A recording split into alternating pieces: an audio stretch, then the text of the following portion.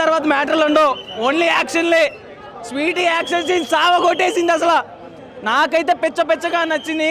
First half కొంచెం అలా వెళ్తుంది అనుకున్నా, ఇంటర్వెల్కి ఒక 20 minutes బిఫోర్ నుంచి సినిమాని అలా లేపు వదిలిపెట్టేశాడు అంతే. క్రిష్ ఎక్కడ తగ్గనివ్వలే సినిమాని. తీసుకున్న స్టోరీ లైన్ చాలా చిన్నదైనా సరే టేకింగ్ ఇచ్చి పడేశాడు. స్వీటీ ఐస్ అయితే ఐస్తో యాక్టింగ్ చేసింది అనుష్క. లేడీ సూపర్ స్టార్లు ఊరికే అయిపోరు, ఓన్లీ ఇండస్ట్రీకి ఇండియన్ ఇండస్ట్రీలో ఉన్న లేడీ సూపర్ స్టార్ అనుష్క అంట నేను ప్రజెంట్ అయితే. మ్యూజిక్ కానీ సాంగ్స్, దసరా సాంగ్ కానీ అన్నీ చాలా బాగా వర్కౌట్ అయినాయి, ఎక్కడ తగ్గలా. క్రిష్ జాగర్లముడి ఒక వేదం, ఒక గమ్యం, ఒక వన్ మ్యాన్ షో అంటారు కదా మనం సినిమా చూసిన తర్వాత. ఇది 1 woman షో. నిజంగా స్వీటీ విశ్వరూపం చూశారు. సినిమా అయితే చాలా బాగుంది. క్రిష్ గారు డైరెక్షన్ చేస్తే ఎట్లా ఉంటుందో సినిమా యాస్టీజ్ అలానే ఉంది. ఇంటర్వెల్ బ్యాంగ్, క్లైమాక్స్ సీన్స్ అసలు ఎవర్ సీన్. అసలు అరుంధతి తర్వాత నెక్స్ట్ లెవెల్ పెర్ఫార్మెన్స్ స్వీటీలో చూసాము. అండ్ మోర్ ఓవర్ లాస్ట్లో ఒక సీన్ వస్తుంది, లిటరల్లీ గూస్ బంప్స్ అన్న. అసలు స్వీటీ ఇచ్చి పడేసింది. 1 woman షో ఇది, ఖచ్చితంగా చూడొచ్చు. ఒక 2.5 hours పక్కా కమర్షియల్ మూవీ.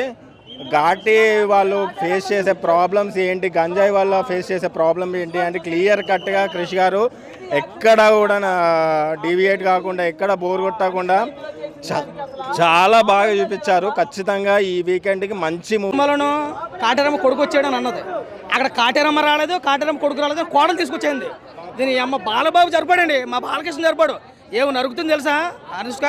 నిజంగా ఈ సినిమా ఒకసారి కదా 2 సార్లు చూసినా తక్కువే. సినిమాకు 300 కదా 500 ఖర్చు పెట్టేది తక్కువ. ఎందుకంటే సినిమా చూడాలి అన్నా. హైలైట్స్ మన అనుష్క నటనే సినిమాకి ఇంకేం లేదు. ఆ యాక్టింగ్, పర్ఫార్మెన్స్ నిజంగా లేడీ ఓరియంట్ సినిమా ఏ రకంగా ఉండదో. 1 షో ఉంటుంది సార్, 1 women షో.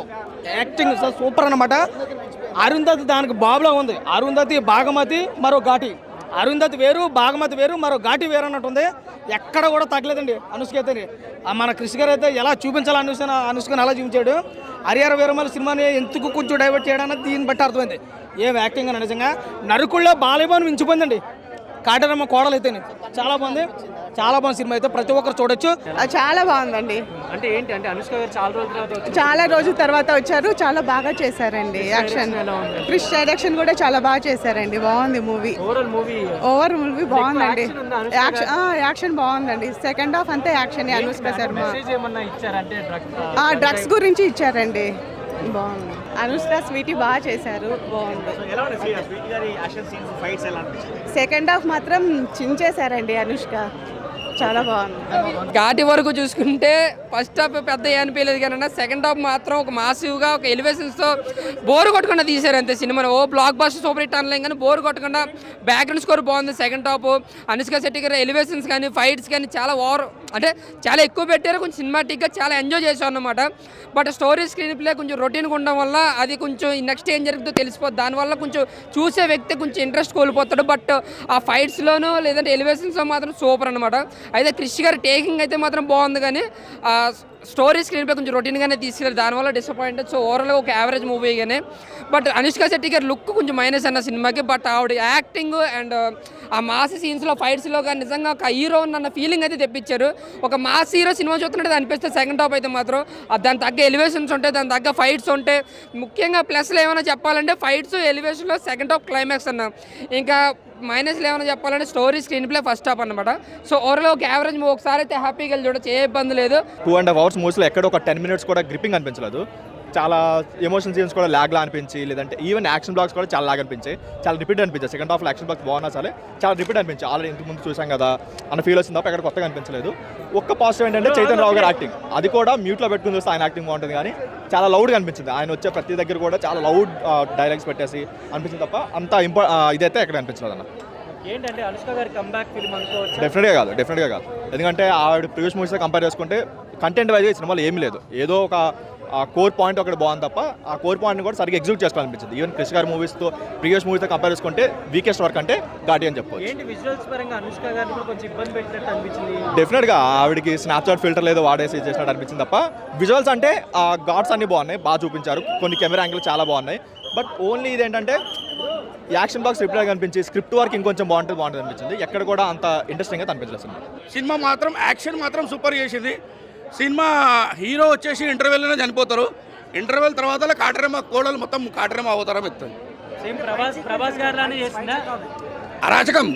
అరాచకం మొత్తం పొడిచేస్తుంది అందరినీ.